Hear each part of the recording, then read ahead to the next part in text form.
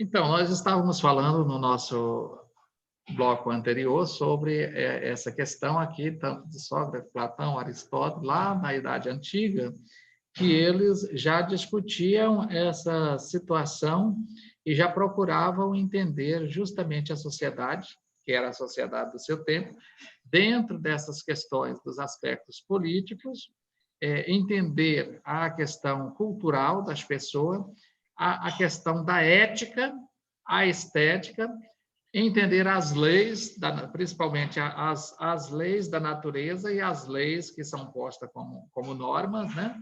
Dentre outras necessidades que se apresentam nas relações que se estabelecem na sociedade, né? Prosseguindo, vamos aqui ver um pouco mais detalhado o que cada um deles concebia, né? E aí o Platão, ele concebe o mundo sobre duas formas, né? A forma real,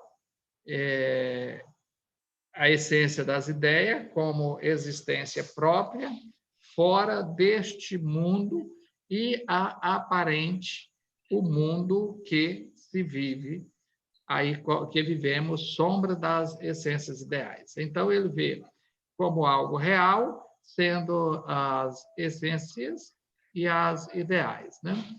E aí, o mosquito me atrapalhando aqui, e aí nós temos essa situação, que são essas duas formas, a forma real, das essências e ideias, que vem tratar justamente da existência, das próprias formas deste mundo, e também a questão de aparente o mundo em que vivemos sobre duas essências ideais. Bom, o Aristóteles, ele já concebe aí a sociedade organizada segundo os estratos, né?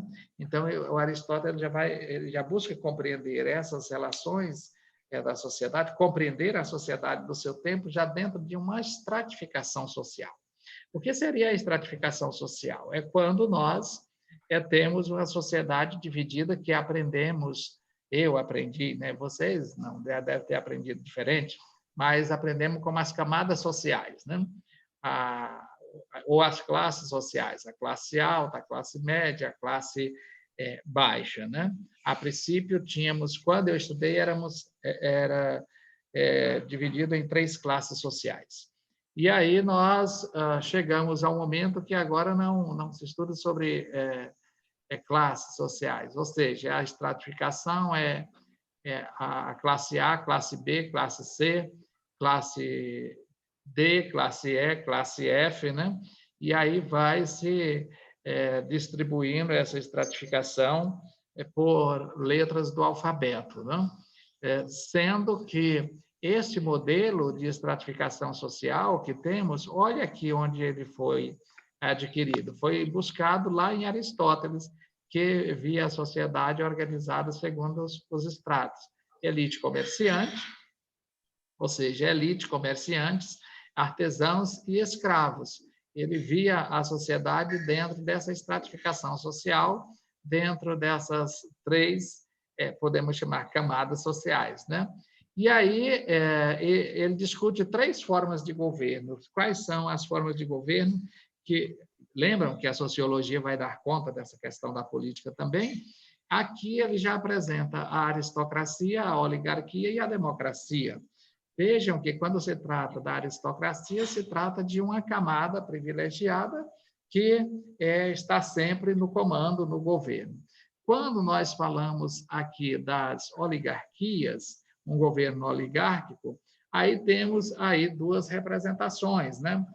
De sociedades ou grupos sociais idênticos em relação ao poder econômico, a conhecimento e à riqueza, né?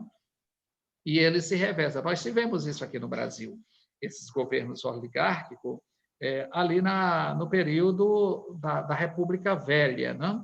E no período da República Velha, vocês lembram qual foi esse período da República Velha? Alguém lembra? Alguém é capaz de dizer, de responder aqui? A República Velha compreende de qual ano até que ano? Não? Alguém lembra? Não lembram? Não querem falar, então vamos lá. A República Velha, ela compreende da proclamação da República, que foi ali em 15 de novembro de 1889, né? E aí ela se estende, essa República Velha, ela se estende até 1930. E aí sim, tinha esse governo oligárquico. O que acontecia com esse governo oligárquico? Que a representação ficava entre os paulistas e os mineiros. Estabeleceu aí, sendo os paulistas representando os cafeicultores e os mineiros... Oi. Tem uma menina também que está pedindo para aceitar ela. Acabei de admiti-la. E os demais, obrigado. E os mineiros representando a produção de leite aos fazendeiros, criadores de gado. Daí deu-se esse nome para esse período oligárquico de a política do café com leite, né? Que vocês estudaram muito bem lá no ensino médio. O rapaz que... não, mas ele estudou comigo, foi geografia. Se tivesse sido história, ele teria ouvido e teríamos discutido essa questão lá. Vejam que aqui, essa oligarquia era uma forma de governo que já era vista por Aristóteles, né? Ele discute justamente essas três formas. E a democracia, que essa parte da democracia é esse governo que emana do povo, onde os sujeitos sociais, que somos nós, temos a oportunidade de escolher o nosso representante, os nossos representantes, temos o direito de exercermos a nossa cidadania, escolhendo os nossos representantes por meio do voto, né? Vejam que, embora nesses últimos, ou seja, na oligarquia e na democracia, apenas os cidadãos homens atenienses têm acesso aos direitos instituídos. E aí aqui cabe a gente discutir e refletir um pouco quando nós falamos sobre a democracia. E aí dizemos que nós temos a Grécia como sendo o berço da democracia. E precisamos compreender que, quando nós falamos a Grécia como berço da democracia, nós não estamos falando da Grécia na dimensão geográfica existente hoje ali nas ilhas gregas, né? Nós estamos falando daquele período, existiam as cidades-estados, não? Quando Esparta estava no domínio do território, então era entendido como Grécia a cidade-estado de Esparta, não? Outro momento, quando Atenas estava no domínio, era entendido Grécia como sendo Atenas, não? Mas o importante é sabermos que todo o continente, ou seja, toda a Grécia Antiga, era composta ali por várias cidades-estado. Nós temos a questão de Esparta, temos Atenas, existe Tebas, Corinto e outras tantas cidades-estados. E observe que, quando nós falamos aqui na democracia, como sendo da Grécia, nós estamos falando dos cidadãos atenienses, porque foi em Atenas que eles decidiram que as questões teriam que ser decididas, as questões da sociedade teriam que ser decididas e teriam que ser discutidas em assembleia, em praça pública.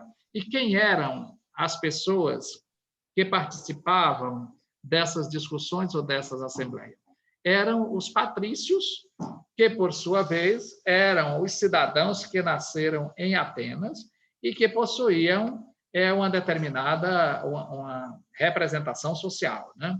Então, esses que participavam dessas discussões, os chamados patrícios, de qualquer forma, ficavam de fora, mesmo que fossem cidadãos gregos, mas que não fossem nascidos em Atenas, ou que fosse algumas pessoas na condição de escravo e mulheres, não participavam desse processo da discussão. Eram os patrícios, ou seja, quem nasceu em Atenas e participavam de alguns privilégios do ponto de vista de status social, né? Mas, de Aí que qualquer... nasceu o termo patricina, professor. Sim, sim. Aí vem a questão que... Aí vem Social. as patricinhas, aí tem a outra questão dos burgueses, Mauricinho. que advém dos burgos, né? Que está dentro aí de uma outra estrutura social, ainda no período das monarquias absolutistas, que onde se construiu os burgos, que eram os comerciantes que fixavam as suas residências nas proximidades dos palácios, a fim de que eles pudessem receber a autorização do rei para fazer a comercialização de determinados produtos, e também tinha uma outra função, os burgos, que era justamente proteger o Palácio Real da invasão, se porventura tivesse um grupo opositor que partisse para o confronto armado. Então, primeiro ele se deparava com os burgos, dava tempo a alguém avisar o rei e o rei fugir, né? Aí daí nós temos, e que esses faziam o comércio, e aí vem essa palavra, os burgueses, né? Que às vezes é utilizado até hoje, quando diz, não, aquele ali é um burguesinho também. Agora vejam que, dentre esses direitos aqui, está esse nascimento da chamada democracia, que é algo bem embrionário, no entanto, já serviu de referência para se discutir os regimes democráticos, né?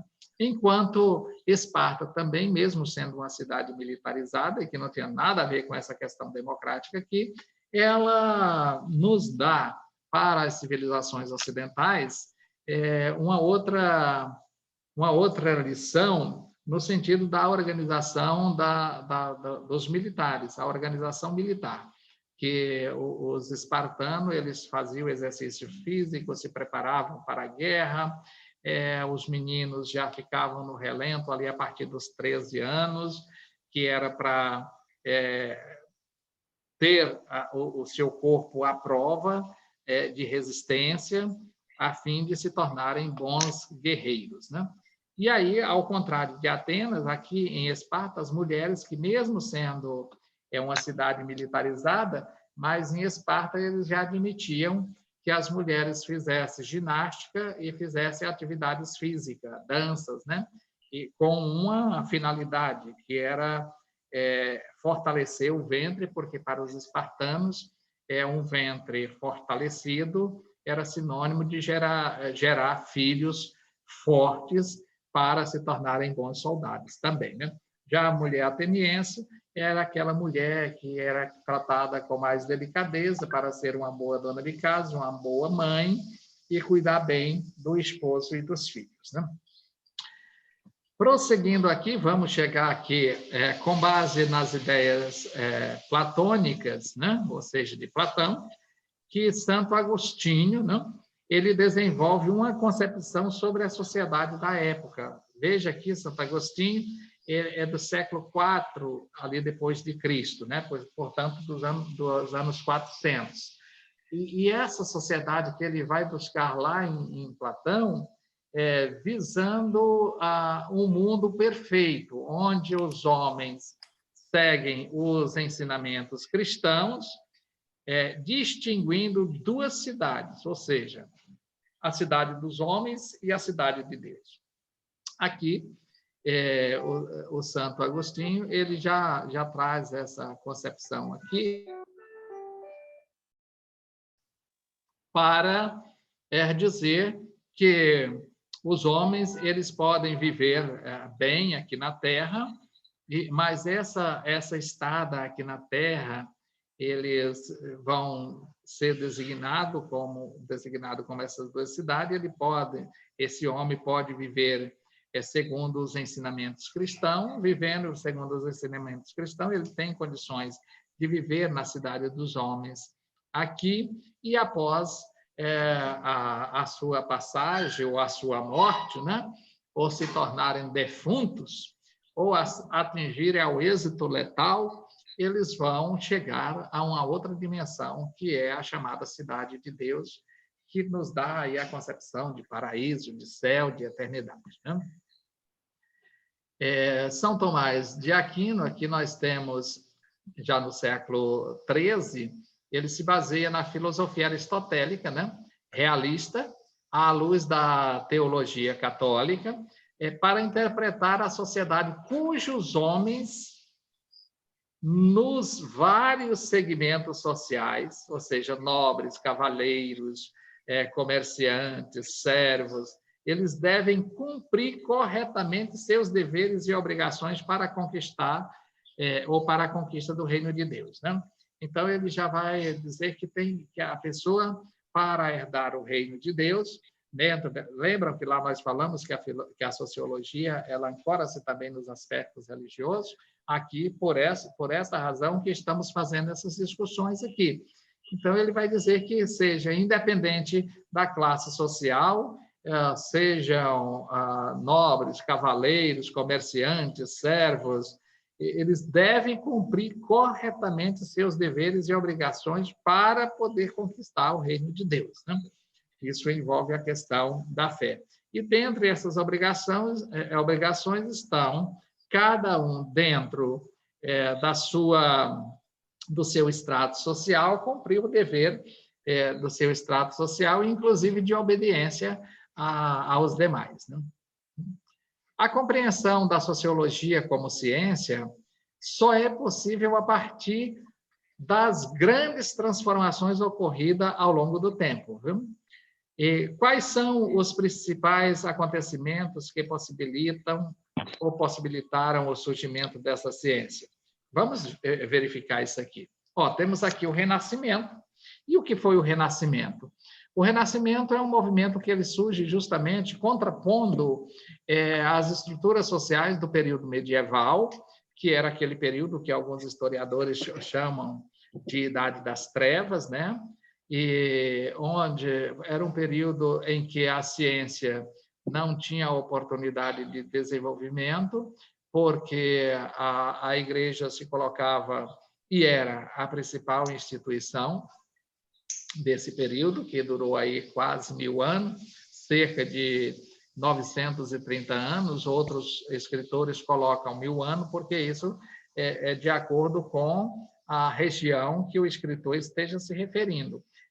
Não é que, digamos, a Idade Média começou no século X, terminou no século Y. Não. Em algumas regiões do mundo ela terminou mais cedo, em outras terminou mais tarde, né? E aí o Renascimento ele vem se contrapondo, dizendo que o homem ele já pode ter a sua expressão, ele já pode produzir a sua arte, pode se expressar por meio da arte. E aí temos, inclusive, o renascimento cultural. E a igreja ela adere a esse renascimento porque era um processo de transformação social. Dentro desse contexto aqui do renascimento, vão surgindo outros movimentos, como temos a antropologia, mas aqui não estudamos a antropologia nessa concepção ainda. Mas temos esses movimentos que vão dizer que é o período que o homem deixa de olhar para o céu e passa a olhar para a terra. Porque durante toda a Idade Média, as explicações para tudo o que acontecia eram explicações teocêntricas, ou seja, tudo o que acontece é porque é a vontade de Deus. Alguém adoeceu, é a vontade de Deus. Morreu, é a vontade de Deus. Então, a ciência não se desenvolvia porque as pessoas estavam à disposição da vontade de Deus, para viver ou para morrer, não? E aqui no Renascimento já surgem movimentos que vão dar ao homem essa concepção de que o homem se torna centro. Quem lembra aí dos livros de história, tem aquela imagem, o homem vitoriano, que é aquele de braços abertos dentro de um ciclo, né? Tem um quadro e tem um ciclo, e ali o que está dizendo aquela imagem? É que agora o homem não tem somente uma visão de olhar para o céu e ter explicação só de cunho teocêntrico, mas o homem agora tem uma visão planetária. Ele está dentro de um globo e aquilo ali tem um significado todo especial, porque o homem tem uma visão planetária no sentido de compreender o mundo e os acontecimentos que ocorrem no mundo, né? Então, vejam que um outro acontecimento que ocorre aí e contribui para a formação da sociologia enquanto ciência é a formação dos estados nacionais.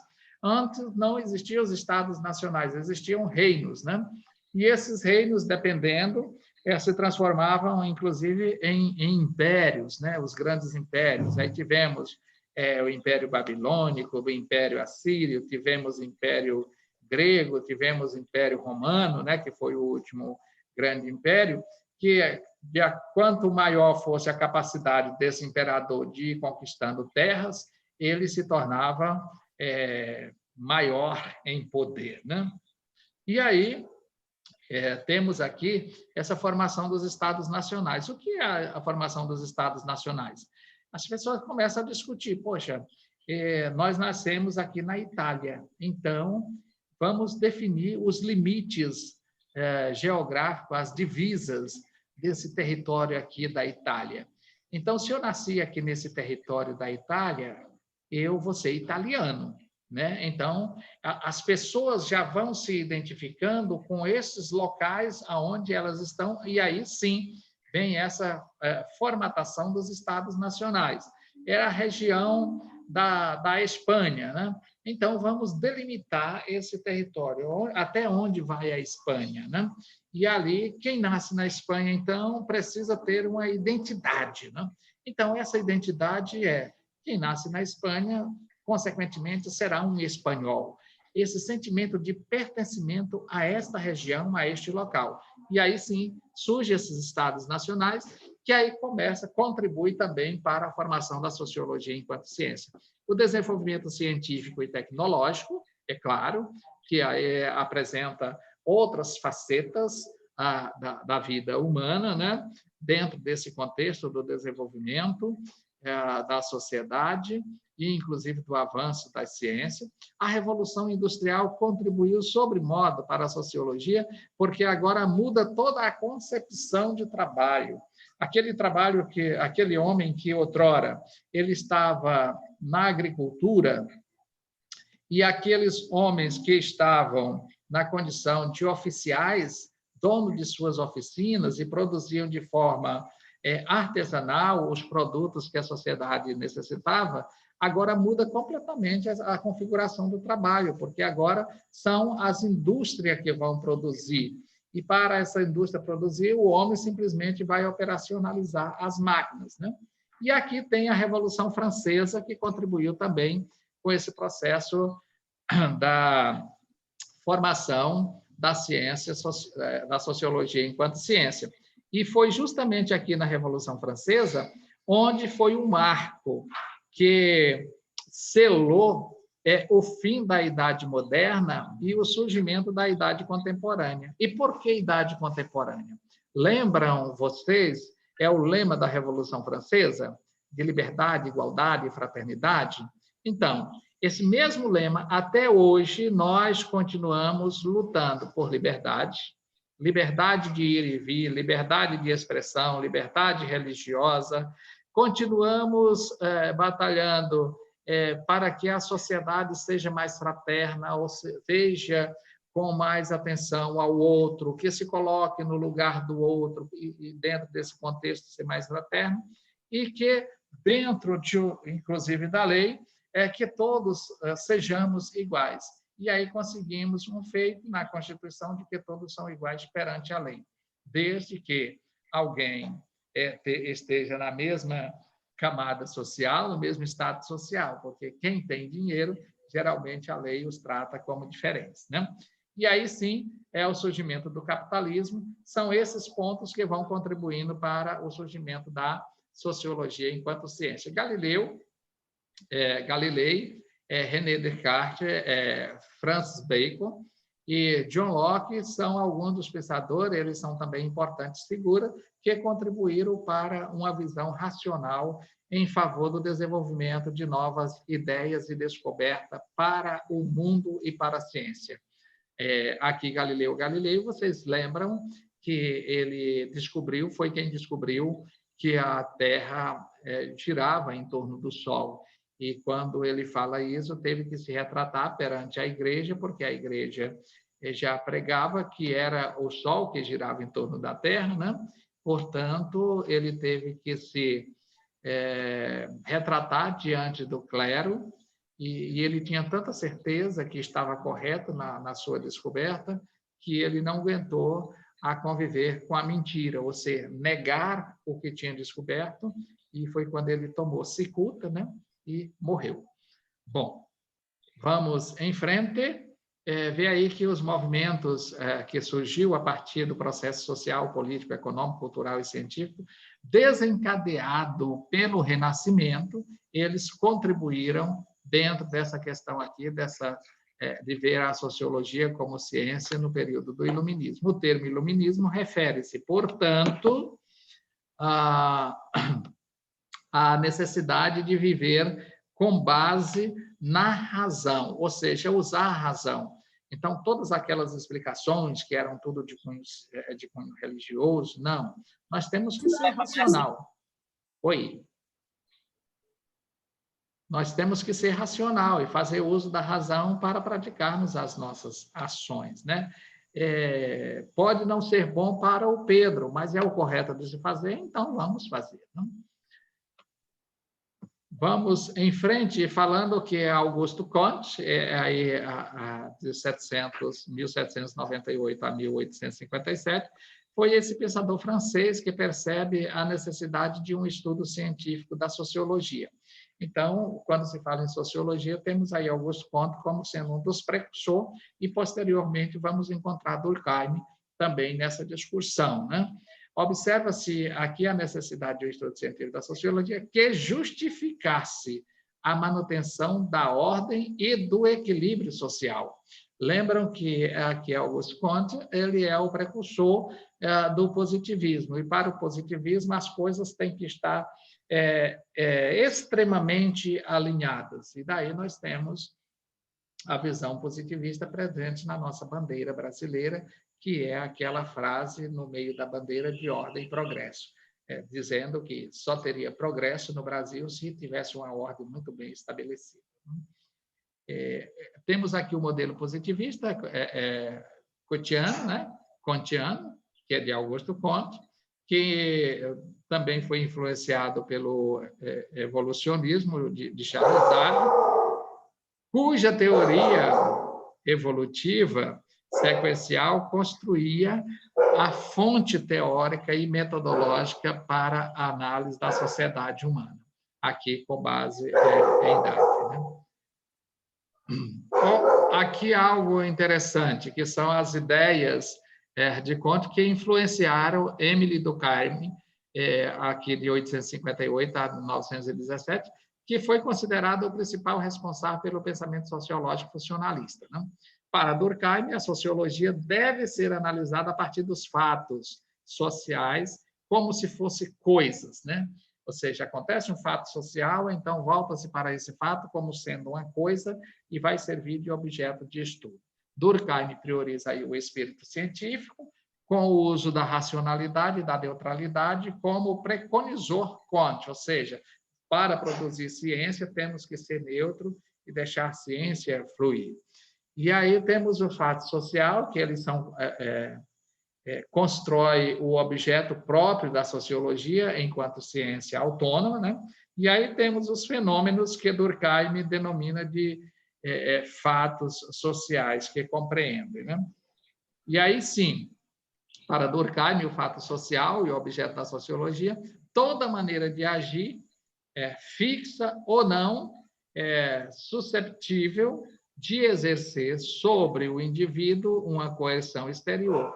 Então, o fato social são entendidos como toda essa maneira de agir, ou que seja algo fixo, permanente, ou não, mas que vai estabelecer a base para os indivíduos, inclusive as ações coercitivas, ou seja, delimitar o que os cidadãos devem fazer na sociedade. E aí temos os fatos sociais, que eles são objetos centrados na sociologia e possuem 3 características básicas, tais como a exterioridade, que é tudo aquilo que está à nossa volta, né? Isto é os fatos que estão fora do indivíduo. A coercitividade, que são as ações, as normas, os costumes, que exercem a pressão, o controle, aí vem as leis para delimitar as nossas ações. Nós não podemos, aqui nessa sociedade chamada civilizada, sairmos pelados na rua, né? É um atentado ao pudor. Então, de acordo com a nossa cultura, isso não é próprio para o homem branco. Lá, nas aldeias, não tem problema se os indígenas fizerem, está tudo certo, né? Uma outra questão que é tratada aqui é a objetividade. Esta objetividade, ela é entendida como as questões da universalidade, o universo dos acontecimentos. Como os fatos surgem, independente da nossa vontade ou não, surgem esses fatos, são as coisas. Pode ser analisada objetivamente e podem ser percebidas de qualquer lugar. Dentro, se fosse pegar aqui a questão da pandemia, para Durkheim, é algo objetivo, porque está, inclusive, em uma dimensão universal propriamente dita, né? Para Durkheim, a sociedade é mais do que a soma dos indivíduos vivos que a compõem. Para ele, a sociedade é uma síntese que não se encontra em cada um desses elementos, assim como os diferentes aspectos da vida não se acham decompostos nos átomos contidos nas células. Então, a vida está no todo e não nas partes. Então, em tudo a vida, né? Assim, nós vamos chegando aqui, nós temos aqui a visão de Weber, né, sobre essa questão da sociologia, essa questão tradicional, a questão afetiva, temos a racionalidade, temos aí o racional com relação aos fins, e aí a questão da burocracia. Eu estou passando porque nós temos só 15 segundos para terminar. E isso está posto na aula, está postado lá e tem o fórum para vocês acessarem, né? Temos aqui a visão capitalista de Weber, que está posto, vocês vão estudar, porque não dá para a gente discutir isso aqui com mais, dada a exibibilidade do horário, né? A questão da dialética marxista, e aí chegamos dentro desses princípios aqui, da mais-valia, da ideologia, da mercadoria, da alienação, das classes sociais. E aí,